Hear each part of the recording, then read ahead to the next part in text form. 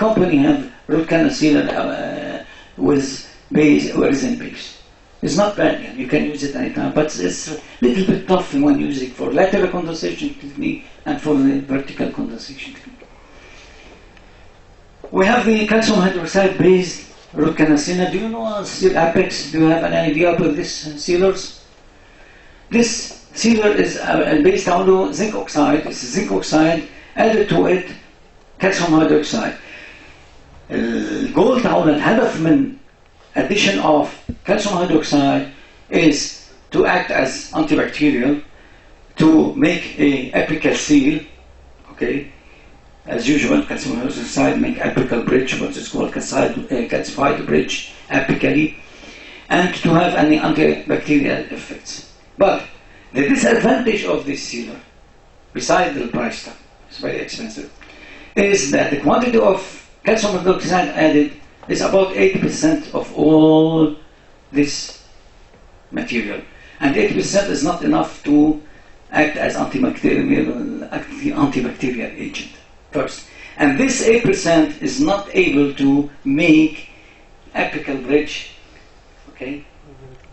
Calcify the bridge at the apex.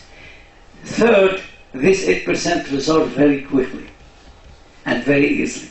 For that reason, you have get leakage from this kind of sealers, and at the same time, it's very expensive. We return to the first one. Still, the first one is very good. It's very excellent zinc oxidation model, but not for single cone technique and not for thermofill, of course. Okay. We have silicone-based root canal sealer. This is silicone is used with GetaFlow. You know GetaFlow?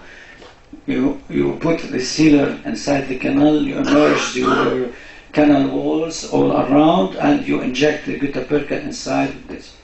The problem of this old system, not all, but the sealer old system, all the injected gutta-perca inside the canal has a problem. The problem is the shrinkage. Besides the difficulty of adaptation, of working glass, of compaction, of whatever it is, of the price, cost, and this is this shrinkage. You have a lot of shrinkage inside the canal. So this system is not easy to use and not adequate, too much adequate. Okay? And finally, we have this new two sealers we are using. We have the sealer based on MTA, and we have sealers based on bioceramic. This is MTA, and this is bioceramic. We are going to talk about it more details later as obturation system and not as a sealer only. Okay? This is the bioceramic. This is as bioceramic has two names, endosequence in America and Canada. And in Europe, its name is total fill. Okay? If you have any contact, and you are going to have a contact with FKG, I think you are going to have contact with FKG with the instrument called RACE, and they are going to give you, I give you all the information about them, and you are going to have more information about this. Okay? And I will be proud to surprise them that you know bioceramic and you know total fill before. They are in Cairo. They are well known now in Cairo. This products. Okay. Break for 1 minute. So this is a basic. زعجكم بالبيزك بس أنا طبعي كده بحب البيزك يعني. فلازم نعرف انه نحن بنشتغل بالجيتا-perca and this product we should have it, especially you are postgraduate student. You should have information about your product you are using and the specification of the products and the limit of these products and the composition of these products before you use it. Okay, we are not going to be a clinician only. You use this one and finish. It's better to have a deep knowledge about this product, side effects, complications, everything about them. And now we are going to the second part of our presentation or our course, it's not presentation, it's course, full course of postgraduate student, this one. So I will show you the different kinds of techniques, but I will concentrate about the most important one. We are going that techniques we used now in our office, in our university, okay, and give you the new events, our new innovations that we have.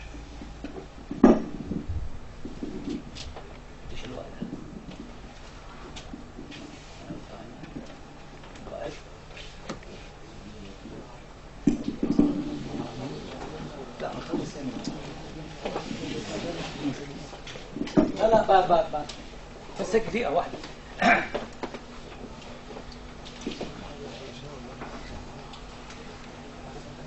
I still have for the first part. I still have about half an hour, maximum half an hour. But I think I'm going to have too much question about this part. This is concerning the appropriate type of obturation, and once you are talking about appropriate time of obturation, it comes on my mind two important subjects. First, diagnosis. Second, treatment planning of your treatment. Okay? The tools you are working on it, you should have first a deep information about the different phases or stages or pathological stages of your tooth you are treating, especially in endo, because you are going to have different pathological stages when the patient comes to you for treatment. And according to the pathological stages of this, you can take your decision or make your decision if you are going to make immediate obturation, if you are going to delay your obturation for 1 week, 2 weeks, 3 weeks, whatever it is. This is according to your diagnosis. For that reason, I'm not going to talk about diagnosis in details, but I want to gives short notes about the pathological situation you are, symptoms and signs briefly, and make decision if we can make obturation in this situation or delay your treatment. Okay? For that reason,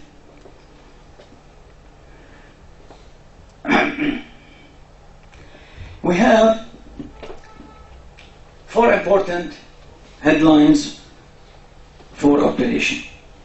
You did your treatment, you did your cleaning, shaping, you sent your patient at home, the patient came to you for obturation, for example. If you don't want to make immediate obturation, the tooth should be asymptomatic.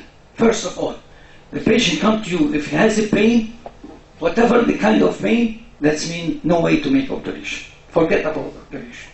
You have to treat the cause of pain first, and then you do obturation. Is have pain and mastication, palpation, you have little swelling, you have little mobility, all this you have to stop, make obturation. You have no right to make obturation. Second, the canal should be dry. If you open it, you dry it, you wait 5 minutes, you put a paper bond inside the canal, you have exudate coming out, even if you drops, you don't have the right to make obturation. Okay? If you have abscess of odor, this is all the ideal. Now there is no bad odor because of sodium hypochlorite, of course. Before we used to use saline. Do you remember? Normal saline, physiologic saline, and we use distilled water, we use oxygen, H2O2. This is what was the irrigation. Now with the sodium hypochlorite, we don't have any bad odor or bad smell. But one of the most important subject is the temporary dressing. If the patient come to you and the temporary dressing is detached or removed or part of it is removed, you can't have obturation and this. You have to open it, clean it, irrigate it, medicate it, put temporary dressing hard, IRM or glass ionomer, and send the patient at home, wait for couple days, and send it back and make obturation. to avoid any complication later on. If he hasn't any complication during these 2 days, you can make obturation. This is the major 4 points, but we are going to make a slight details about this one to be sure of the appropriate time of obturation. First of all, if you have a vital tooth, you make endodontic treatment because of deep caries, because of accidental exposure of the pulp, because of the need for a crown, for example. You make root canal treatment. If you have the time, it's a vital tooth, normal tooth, no problem, no infection, nothing at all. If you have time, it's better to make cleaning, shaping, irrigation, obturation at the same visit. 1 session obturation, if you have the time. To avoid any infection intersessions. But if you don't have the time and you want your patient to go, or the patient is unable to stay for long, not able to support this long session, be sure to put a temporary dressing, very hard, resistible temporary dressing like IRM or glass ionomer temporary dressing. Okay? And be sure when your patient come later on that the dressing is still in place. Okay? This is for the vital tooth. If you have emergency, the emergency can be due to acute pulpitis. And here come the diagnosis, what I said. You should have information about the signs and symptoms of acute pulpitis. When the patient came to you suffering from acute pulpitis, that's mean what? I give you few signs and symptoms. The patient come, say, I didn't sleep all night, I have severe pain. When I lay down, I have very, very severe pain. Sometimes he said, when I take cold water, I feel good. Sometimes he came to your office and holding cold water in his hand. This is our signs of acute pulpitis. You make your diagnosis, okay? You make your treatment. If you have, you make your emergency treatment first, and you know the emergency treatment, what is it? Emergency treatment is you open your, if it's molar, you open your access cavity, okay? You see blood coming out, you keep the blood coming out until for 5 minutes. Then you put cotton, you try to remove this blood. Once the bleeding is stopped, you put a cotton, maybe cotton free of any chemicals, you can put it. It's not necessary to put pilperil, it's not necessary to put igenol, it's not necessary to do anything like that. Only dry cotton, you put it inside the pulp chamber and you put a temporary dressing, adapted temporary dressing, and that's finished. The cause of pain is the pressure. The cause of pressure is not irritation. The cause of pressure is nothing, it's the pressure. We have inflamed pulp inside the canal. The canal is a hard wall. So you have expansion of the pulp chamber, pulp tissues. This expansion causes pressure to the nerve endings and you have pain. Once you release this pressure and the blood comes out, the pain release and the patient will be comfortable. Put cotton. And dressing. If you have time to make full endodontic treatment, especially in monoradicular, if you have premolars, central, centrals inside, monoradiculars, you can't make emergency treatment. You have to make full root canal treatment. There is no emergency treatment for monoradicular or biradicular tooth. The emergency treatment is only for the molars. In this case, you have to make full root canal treatment, and if you have the time to fill this canal, fill it. Okay? Fill it. At the same time, if you have time. It's better to make 1 session obturation if you have time, in vital tooth or in case of pulpitis. Because to avoid any inter-session infection, because our patients are not cooperative. They leave, they go.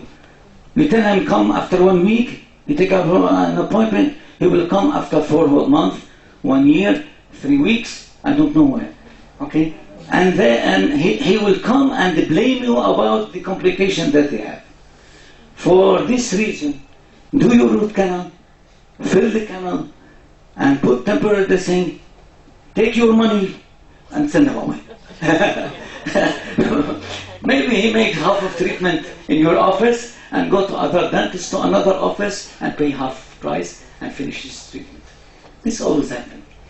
All these kinds of treatment happen. For this reason, for this case, this is one of my patients. It's not the old strange one. We made emergency treatment and he left. This is emergency treatment. It's not full treatment. He left. He came back after 4 months with severe pain and he blamed me about this pain. Okay? In this case, I didn't have time to make it full treatment because I'm always busy. But if you have time to make full treatment, fill the canal, take your money and send them away, it's better for you. Okay? And it's better for him, but he doesn't know. In the case of ulcerative chronic pulpitis, you know chronic pulpitis is not painful, it's not emergency treatment. Sometimes the patient comes to you for food infection, not for the pain coming from food infection, not from the pulp itself. It's slight pain and hot. In case, if your diagnosis is correct, if you made your diagnosis exactly, and this is ulcerative pulpitis, chronic pulpitis, you can make cleaning, shaping, obturation in the same visit. I want to tell you something. There is no need for antibiotics here. Even in acute or chronic pulpitis, you don't need of antibiotics. Or if your work is clean, if your work inside the canal, not outside the canal, okay? If you run very slowly, you don't need for antibiotics. We don't have infection. We have inflammation. And you know the difference between infection and inflammation. Okay? Anybody knows it? Don't know between infection and inflammation? Okay, let's do. I love pathology because I love pathology. Let's stop talking about obturation, we talk about pathology. You know, we have inflammation. Inflammation, that's mean what? If I push here my hand, I got inflammation in my hand. It's a swelling, redness, and pain. Okay? Swelling, redness, and pain. If I have infection, I have bacteria inside. And this, when you bit my hand here and swelling, redness, and pain, there is no infection, there is no bacteria. It's only exudate coming out, okay? And have a little swelling, and anti-inflammatory drugs will finish. If you have infection, it's another thing. The infection, I have bacteria. And I have thousands of bacteria, millions of bacteria. I have at least 12 family of bacteria engaged inside the canal system. And Dr. Dwight showed you the names yesterday, names of bacteria inside the canal system. This is another way. So you have to differentiate between inflammation of the pulp, between infection of the pulp. The infection, that means we have bacterial invasion, all kinds of bacteria you can find it inside the canal. But when you have inflammation, that means maybe inflammation from your burrs, heating, maybe chemicals inflammation from your your bonding of composite. The bonding of composite can cause a chemical inflammation of the pulp. Okay, but this is, you have a difference. When you have inflammation of the pulp, you have swelling of the pulp, you have expansion of the pulp make pressure in the canal walls and the pressure to the nerve endings, and you feel pain. Okay, so when you have infection, you think about antibiotic. You have inflammation, you don't need at all antibiotic. You need only analgesic or to the maximum anti-inflammatory. Okay, so in case of chronic infection, we don't need any medication. Cleaning, shaping, and obturation. Confine your instrument inside the canals. Don't make over instrumentation except the patency. Apical patency was file number 10, and that's it. In case of we have hyperplastic pulpitis. You know hyperplastic pulpitis? Pulp polyp. You know pulp polyp? Pulp granulation tissue. This one. You know it? This has happened in children. Okay? This is called hyperplastic pulpitis. Okay? In this case, this is nothing. This is not a problem. This is inflammation of the pulp. It happens with young adults. Because they have pulp chamber is wide, pulp pressure is big. When get inflammation of this pulp, it's not infection, it's inflammation of the pulp. The pulp gets swelling. The pulp is exposed to the outside and gets swelling. It's expand and go to the pulp chamber. Okay? In this case, this hyperplastic pulpitis in children, young adult, you can do cleaning, shaping, even operation at the same visit without any complication, without need of antibiotic, without nothing. It's only inflammation of the pulp, hyperplastic of inflammation. Hyperplastic, that means swelling. Okay? Augmentation of the size. This is the hyperplastic. Okay? This is very, very easy to treat it. The problem only is the bleeding. And in case of this bleeding, you have to control your bleeding with hydrogen peroxide, but take care.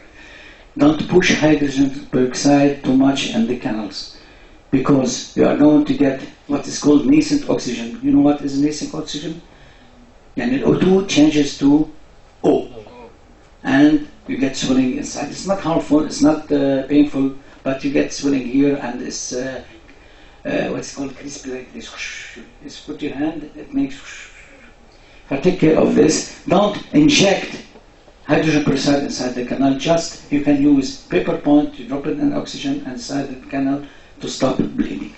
If it doesn't stop, okay, this is good information for you. If it doesn't stop, mix calcium hydroxide and put it inside the canal and postpone your patient to the next visit. Okay, in all cases, any case of endodontic, if you have any bleeding, sometimes the bleeding comes from over instrumentation, of course. If it doesn't stop bleeding, put calcium hydroxide inside the canal and send the patient to the house. Next visit, second day. If you send it for 1 hour, it works. Okay, because the calcium hydroxide has the property of anti-hemorrhagic. Okay, because of the Ca++ of calcium hydroxide.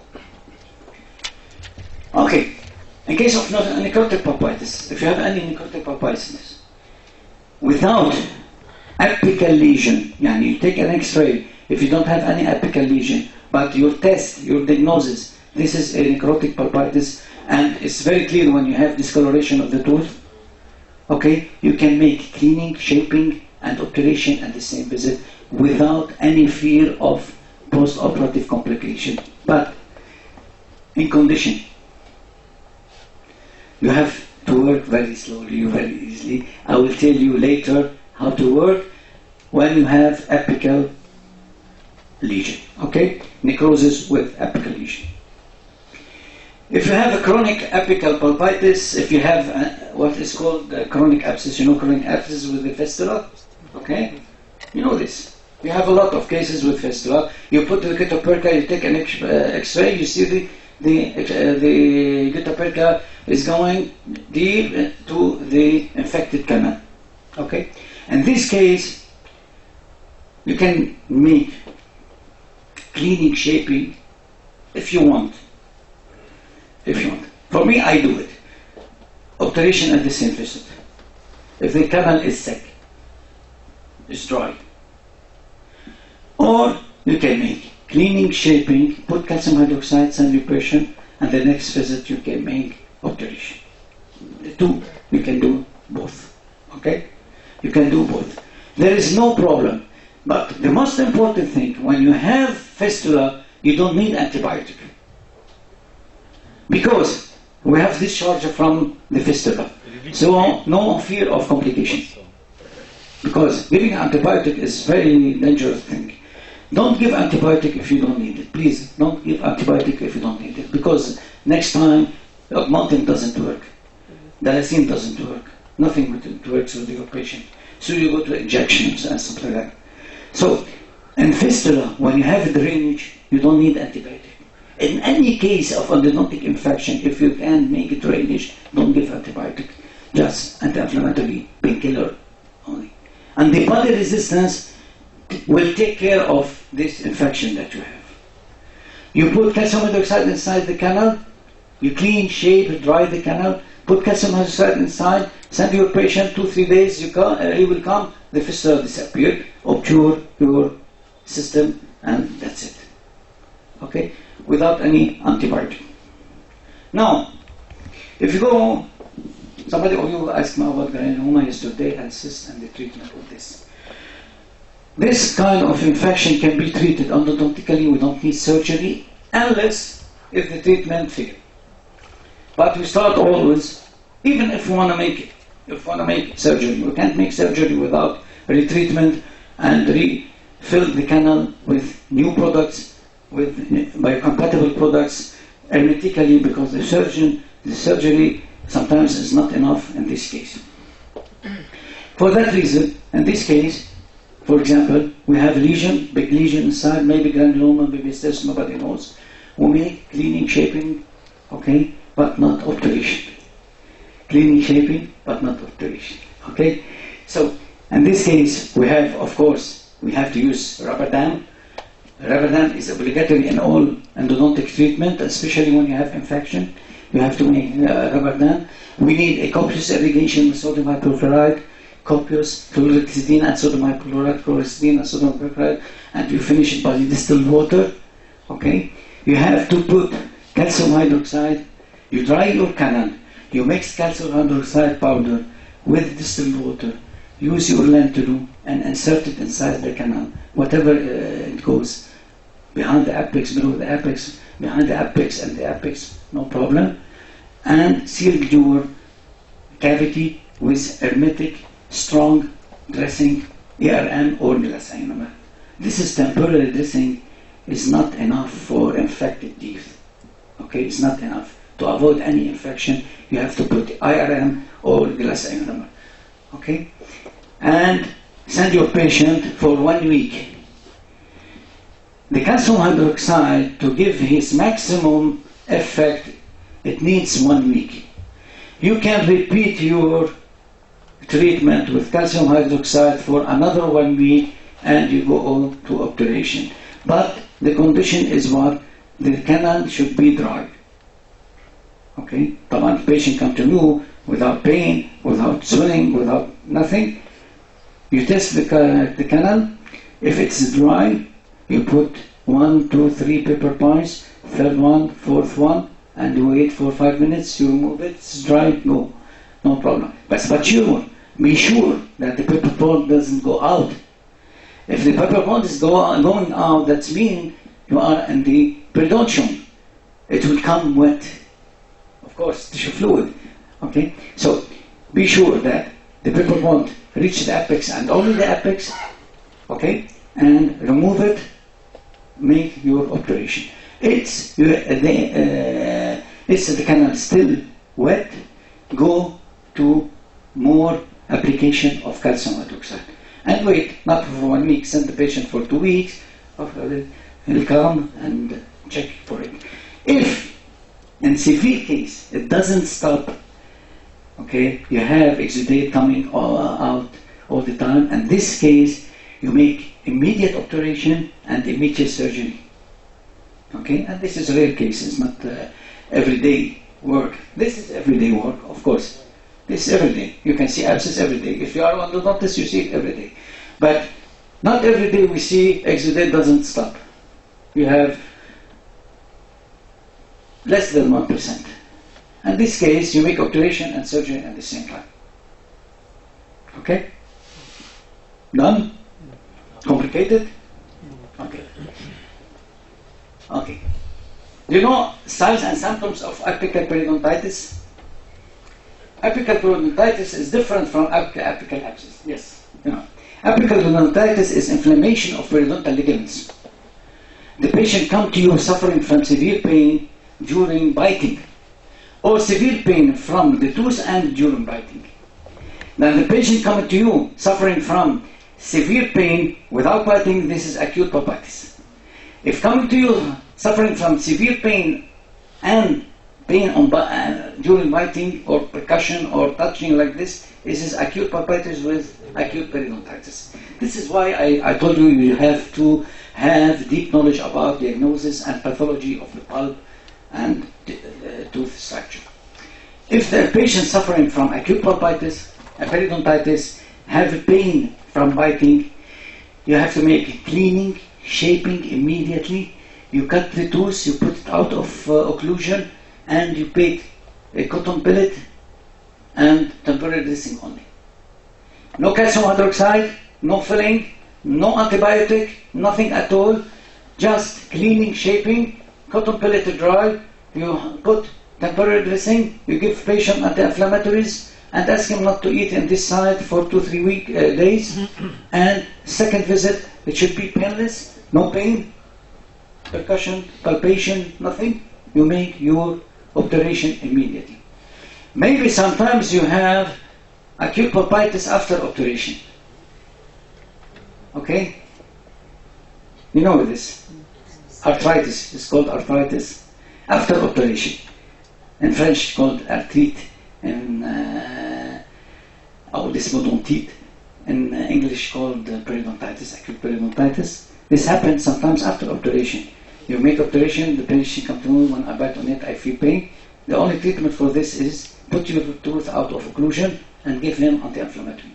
For a couple of days, 3 days, it will finish. And ask him not to eat on it.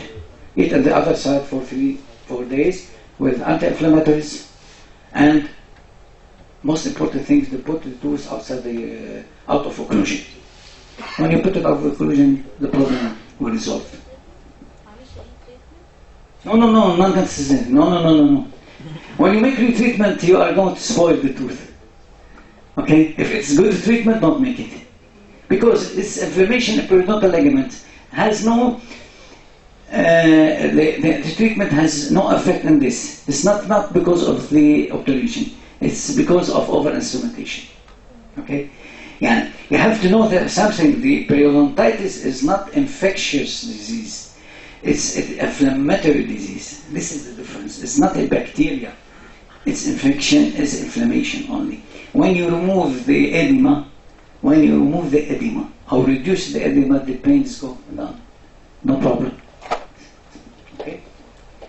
And finally, when you have AAA, you know AAA, acute apical abscess. This is the most severe case when the patient comes with swelling, come with temperature, come very weak, he's unable even to walk, and we have swelling redness in his face. In this case, I want to tell you something, I'm talking about pathology now more. In this case, you need to make immediate intervention. Don't leave your patient with antibiotic and say, when you finish your infection, come to me. No, you have to make a drainage. When the patient comes suffering from severe acute apical abscess, you have to make a drainage before to release the pressure from periapical, not from inside the tooth, from the periapical area, to let the pus coming out. Okay, sometimes it's difficult to control the patient in this case, but you have to do it. After that, when you see the pus is coming out from the pulp chamber like this, keep it for 10 minutes to come out. Okay. After that, send your patient with the tooth open, ask him to make hot bath water, mouthwash, ask him to take antibiotic in this case, and ask him to take analgesic, anti-inflammatories, and that's it. In this case, I want to tell you something, to resume this part of pathology. Once the infection, even the infection or the inflammation inside the canal, no need for antibiotics. No need for nothing, unless painkiller. Once the infection spread to the periapical area, clinically, to help the patient, okay, you can give him antibiotic. So simple. If you have necrosis of the pulp and not spread to the apical area, you have necrosis asymptomatic.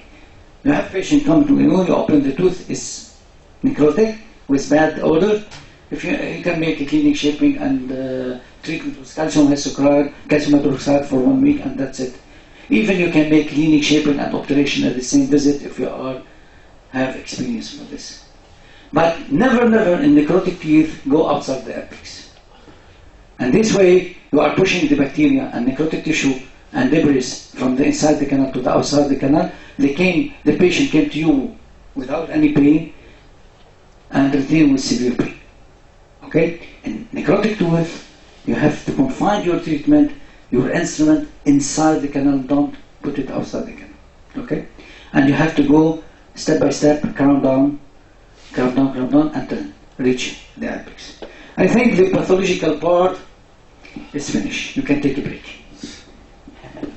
We still have techniques. We are going to talk about some techniques, and that's it. We'll take 10 minutes break and we'll come back. Okay? Coffee break.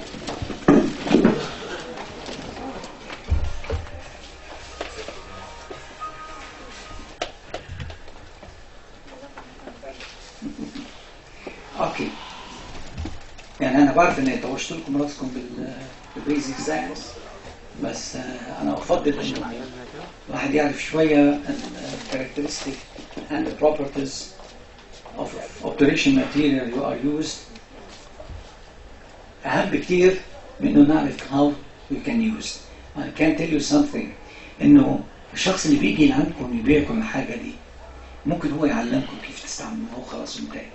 That means that you are not endodontics. You are a clinician. You want to be endodontics, you have to have or to know the deep information about every particles you used in the canal. And this is harmful, this is not harmful, this is suitable for your patient, not suitable for your patient. All this, not enough to know how to use it. It's better to know first what is this material before you use it. Of course, during all these days for years in endo and dentistry and endo, we used much materials, too much material that are not suitable. They are even removed from the market, from the use, but we used a certain period of time. But now, with the internet, with the communications, with everything, it's very easy to know. For example, as I ask you to use this sealer or this kind of sealer, you can find on internet the advantages of this, the properties of this, and side effects of all this material before you use it. And it's better not use any product, anybody, even if in good trademark, with good names, before you know the good and bad of this material. Now we are going to talk about obturation techniques, and you know we have multiple techniques for canal obturation. We have a single cone technique. This is the old one. This is the first technique after standardization, and this is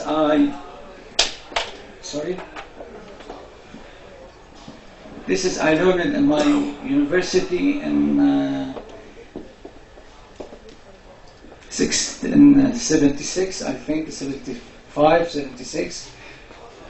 When I was in Alexandria, they taught me the single cone technique, and they taught me the called lateral technique. During that period, the vertical technique of Schilder was at its beginning. It was a chapter of pathway of the pulp. We had it as a chapter to have just information. You know, you have to know that during that period, the Alexandria University, it was really advanced. Really advanced. Because I learned in this university the vertical compaction technique 2 years after the development of this technique. I learned it as a course. They give it to me by, I don't remember, as a chapter, and I read it. And this time in Lebanon and everywhere in Europe, because you know our contact with Europe is more close and more important than another country. they didn't heard about it.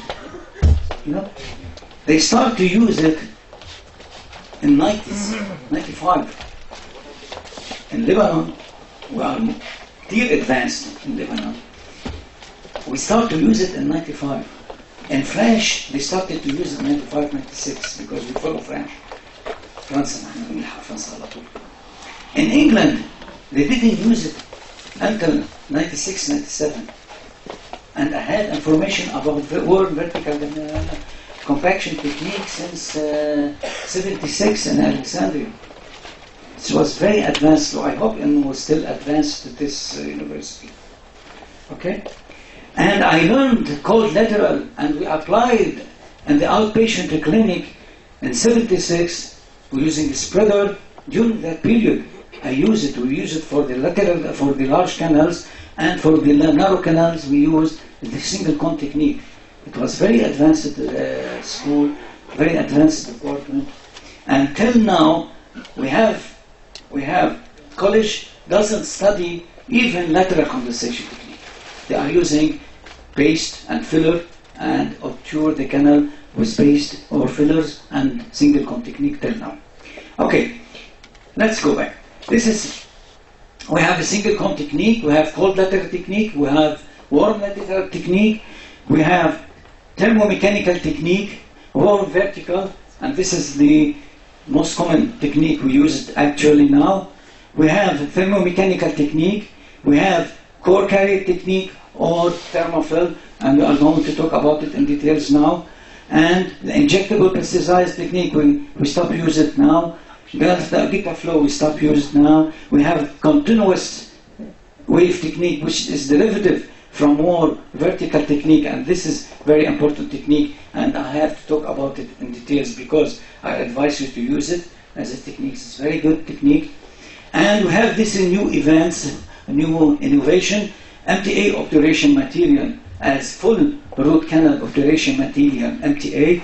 You have what is called Gutta core. This is a new one from dense ply, and this is a derivative from thermofill. So I talk about thermofill, and we finish with Gutta core as a new innovation, and we are going to talk about bioceramic, and this is a new innovation. We start use bioceramic and we start use MTA, but we don't have any follow-up yet because it's 6 months or 8 months before we start to use these products.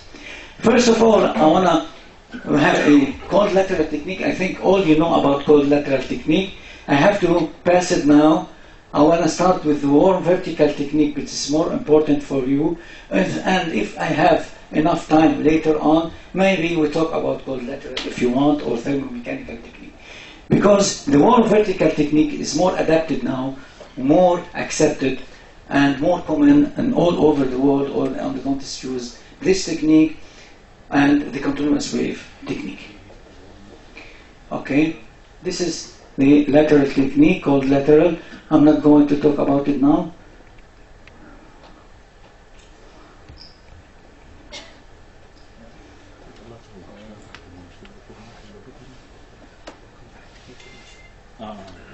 This is a thermocompactor. You know this max pattern compactor? You don't know about it. Okay. If we have time, we talk about it. This is a very important instrument. Maybe at the end of the session, we talk about it. Okay?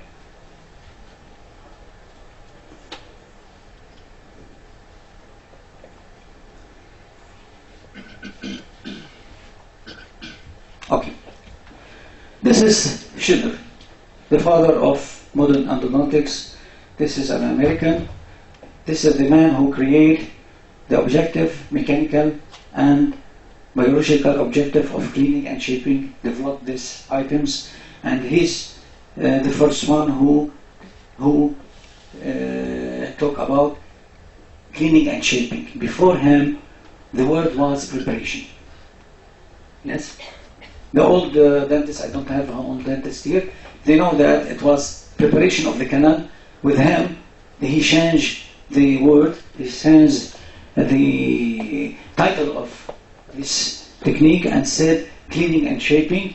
He developed the objective of cleaning and shaping, biological and mechanical objective, and he developed in 1967 67 he developed the technique of vertical worm compaction technique. Before vertical worm compaction technique can be two techniques. The first techniques, the single cone techniques, are called also standardized technique, because this technique was you open the canal, you prepare the canal by 10, 5, 15, 20, 23, 35, 30, for example. You take conduit number 30 or silver point number 30, you put some sealer and you inject it inside the canal, you push it, and that's it. This is single technique. All called standardized because it's standard. 30, 30, 25, 25. Later on, Franklin Wayne, one American guy named Franklin Wayne, is good endodontist and famous, has books, developed the lateral condensation technique, and Schilder developed the worm vertical technique in 1967. But during that period, the cold lateral technique is still the most common used. Till now, the lateral technique is still more used than the vertical technique because of this technique is cheap. You don't need any instrument, any devices. All you need small, several numbers of spreaders and iso-gutta-perca, which is very cheap now, and a sealer, and that's it. It's very. But technique, lateral technique still exists, and all universities all the world teach lateral cold technique still till now. The vertical cold technique is based on the Schilder. He takes advantage of the properties of gutta-perca to heat. If you heat gutta-perca, it gets soft. Okay, so he gets advantage for this property to soften the gutta-perca inside the canal and compact it inside the canal. And this way, associated with sealer, so you can fill this emptiness inside the canal well. يعني تسرقها، تفشها قوي قوي قوي كده وتحط بريشر عليها، هي زي العلكة كده، وتنطر لما تنشف بتعبي الفراغ دي. And good adaptation to more adapted to the canal than lateral condensation technique. This technique needs to use instrument. This is called heat carriers, and this is called pluggers. Needs to. I want to see something. You know this one? In Alexandria, they taught me 37, 40 years ago, and I'm wondering that today a lot of students doesn't know about it, of doctors. This is I don't know why, because they taught me this, and I have the book. Still, I have with me the book from Alexandria University. Still, I have them with me, and I don't know. This is strange. Okay, this is a technique needs the use of heat carriers like this, and who use pluggers like this, and torch. We used to use torch first before the development of new appliances and devices for this. And it's based to heat this carrier here, heat carrier, touch this gutta-perca. This gutta-perca get soft for 2-3 millimeter. We push it with the plugger inside, okay, and repeat this procedure. Go deep, deep, deep, deep, deep, 2 millimeters to 2 millimeters, until I fill 5 to 6 millimeter apically with hot gutta-perca, and put a pressure on it until get hard. And this pressure, when I put it to the gutta-perca to let him get cold and hard, I overcome the shrinkage that come to the gutta-perca when get cold. When it's hot, it expands. When it gets cold, it shrinks. So when I push it inside, I put the pressure inside and keep the pressure over the gutta-perca until get cold. I avoid the possibility of shrinkage of gutta-perca, so I can control the dimensional stability of the gutta-perca. This is very good for this. So when I talk about properties of gutta-perca that is dimensionally unstable, so now I can tell you that I can control the dimension stability of the gun. I can control it by this pressure applied to the hot cataperca until it gets cold. Okay, and so this is in general the warm vertical operation technique developed by Schilder. This is other kind of pluggers used. It's a small number. It's now finished, but the most important thing is in 1996 Buchanan developed a device. This device is called System B. This device is used to have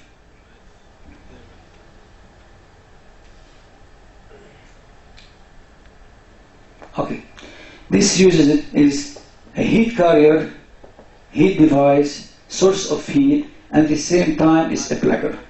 And the original technique of Schilder, we used to heat the carrier with torch.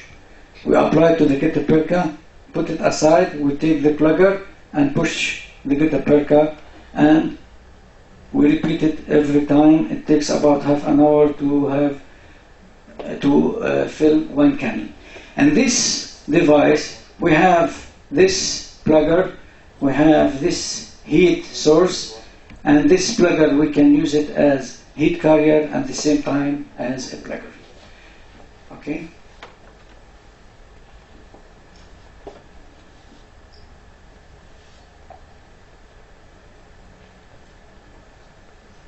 Okay. ظبطت. Okay. This is the handpiece. This is the plugger. And this is هون في ريسور هيك ريسور صغير spiral. When I touch this plugger, the plugger get hot. So and release in the canal, we cut the excess of the gutta-percha, we push it inside, and that's it. I will explain more details about it. This device, we fix it always at 200, and you have this for the power, and we have this for the temperature. If you move this button, the temperature will change. If you move this button, the power changes. The power here, it means the speed of heating of the plugger. If we want the plugger to be to heat very quickly, we put it on the maximum. So when you touch, just one touch on the spiral, you feel that the plugger get burnt. One touch. If you need less, you can decrease the thread. This is the bottom of on and off. That's it. This is a sign of charge, if it's charged or not. This is the plugger. And generally, when this device developed, it was developed with 4 pluggers. The first plugger, which is fine, is a diameter of 40 and taper 6. The other one is 50 taper 8, 50, 60 taper 10, and 70 taper 12. This is a metallic plugger. Inside this metallic plugger, we have a resistance اللي بيحطوه الكهرباء resistance of كهرباء is small resistance of electricity inside, and this is we put it in the handpiece. They get electricity to contact electricity to this resistance, get hot, okay, and that's the way to heat this is electrical heat. Later on, because of the first one is too big for narrow canals, they developed a new plugger which is 30.04 taper. But this is the new one. This accessory plugger is very good for narrow canals, but disadvantage is it breaks easily. So we have to take care when we use it. No, don't break it because it's $80. It's very expensive, huh? Take care when you use it. When it's break like this, you can see the spiral resort inside, the electrical resistance inside. It's very, very thin. Okay. Now we are going to make the technique. Okay. When I talk about gutta-percha, I said when I have to select and I just adjust my